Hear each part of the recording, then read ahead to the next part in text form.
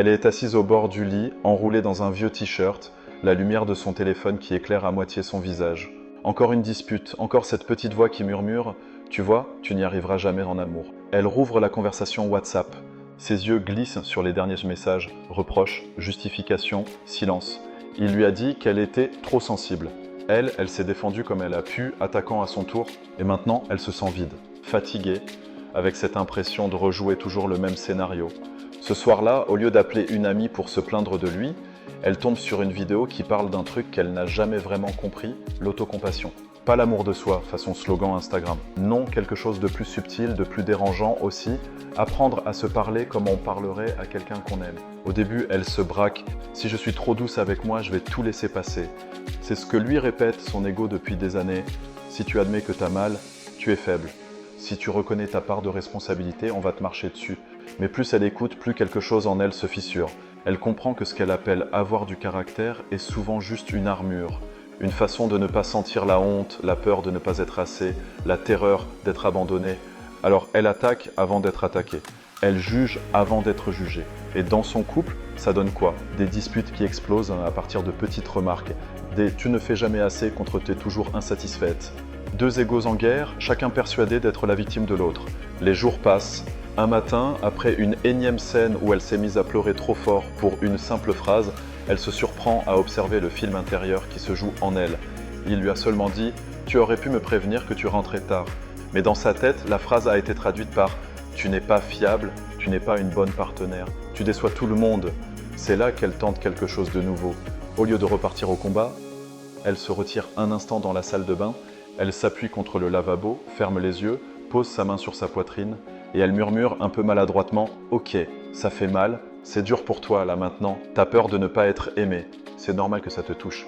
Elle n'essaie pas de se convaincre qu'elle a raison, elle n'essaie pas non plus de se dire que l'autre a tort. Elle fait juste une chose qu'elle n'a presque jamais faite, elle reconnaît sa souffrance sans se juger. Au bout de quelques minutes, quelque chose se calme à l'intérieur. La tempête se transforme en vague, la vague en respiration. Quand elle ressort, elle ne se sent pas parfaite ni zen comme dans les pubs de méditation, mais elle se sent un peu plus ancrée. Suffisamment pour dire une phrase qu'elle n'aurait jamais prononcée avant. Je crois que je me suis senti critiquée et ça a réveillé plein de choses en moi. Ce n'est pas seulement ce que tu as dit, c'est ce que moi j'entends à l'intérieur. Lui, surpris, baisse les épaules. Il ne se sent plus obligé de se défendre, puisqu'il n'est plus attaqué. La conversation change de ton, il parle moins fort, il parle plus vrai. Ce petit rituel devient leur pause autocompassion. Parfois, c'est elle qui s'éclipse pour respirer. Parfois, c'est lui qui dit « Attends, j'ai besoin d'une minute, je sens que je pars en vrille ».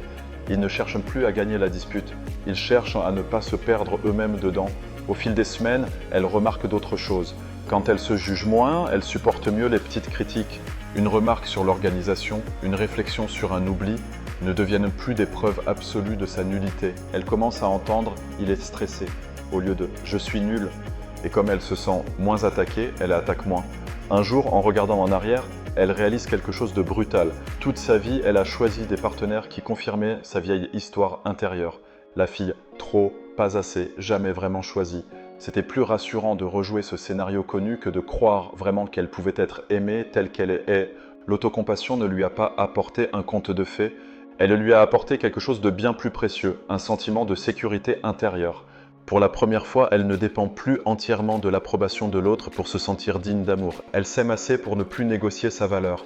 Même dans son intimité, tout change. Moins de honte, moins de performance, plus de présence. Quand une insécurité surgit, un complexe physique, un souvenir douloureux, une sensation de ne pas être à la hauteur, elle revient à cette voix douce en elle. Tu as le droit d'être comme tu es, tu as le droit d'apprendre, tu as le droit de ressentir. Et quelque chose de très ancien commence à cicatriser. Cette petite fille en elle, celle qui se croyait trop encombrante, trop sensible ou pas assez intéressante, se sent enfin prise dans les bras. Pas par un prince charmant, par la femme qu'elle est devenue.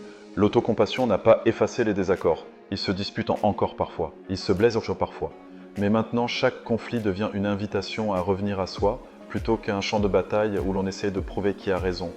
Un soir, assise sur ce même lit où elle se croyait nulle en amour, elle sourit.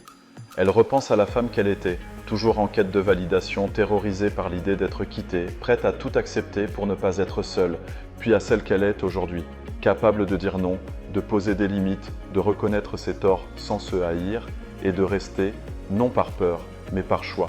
Elle comprend enfin, l'autocompassion n'est pas un luxe spirituel, c'est le socle invisible qui permet à deux personnes de s'aimer sans se détruire. Et si cette histoire te parle, souviens-toi de ceci. L'amour le plus déterminant de ta vie ne sera jamais celui que tu recevras. Ce sera celui que tu apprendras à te donner, surtout les jours où tu te trouves le moins digne d'être aimé. C'est à ce moment-là précisément que tout peut commencer à changer